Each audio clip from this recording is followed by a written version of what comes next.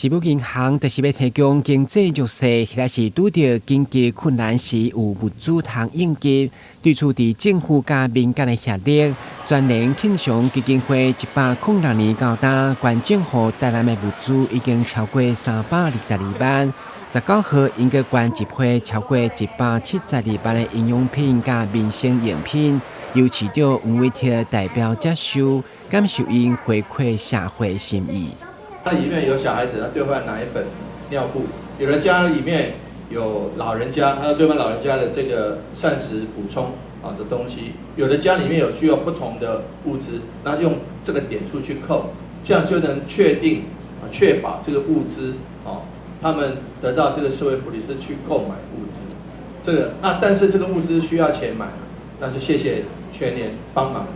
全联帮这个忙很大。我们本来就是针对所有全省的县市政府或是一般的社福团体有成立食物银行、实体的食物银行的单位呢，都可以跟我们合作。那我们会捐赠大量的，依据他们的需求，也许是尿布、奶粉啦，或是饮品啦，或是看护店等等，希望能够透过这样子企业的捐赠呢，然后让他们的品项更为丰富，家庭的各个成员的营养也更为平衡。那甚至于呢，我们也有急难救助这个专案，也就是说，如果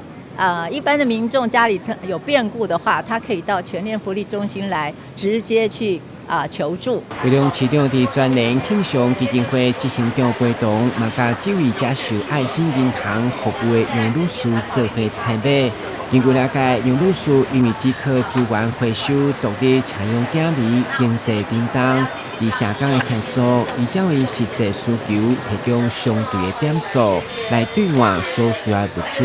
大大减少厝内开销。会中市长嘛担任介绍的体验，来回应全联所推动的公益专案，除了提供物资，也更有释出工作机会予弱势民众。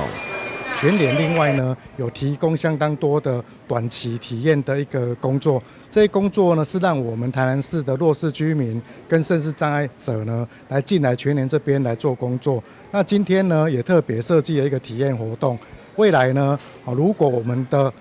身心障碍者跟弱势族群来这边工作，最主要是在收银区。那收银区的工作，它的过程呢，全联这边负责执训。如果合格的话呢，会留下来当我们的店员。那今天特别邀请我们的市长也来体验一下，在我们的柜台结账这个过程，也彰显出呢全联为我们弱势居民未来设计工作的一个过程。善用每一份爱心资源来帮助弱势，要互外界感受台南真正是温暖有爱社区。台南新闻郭文吉采访报道。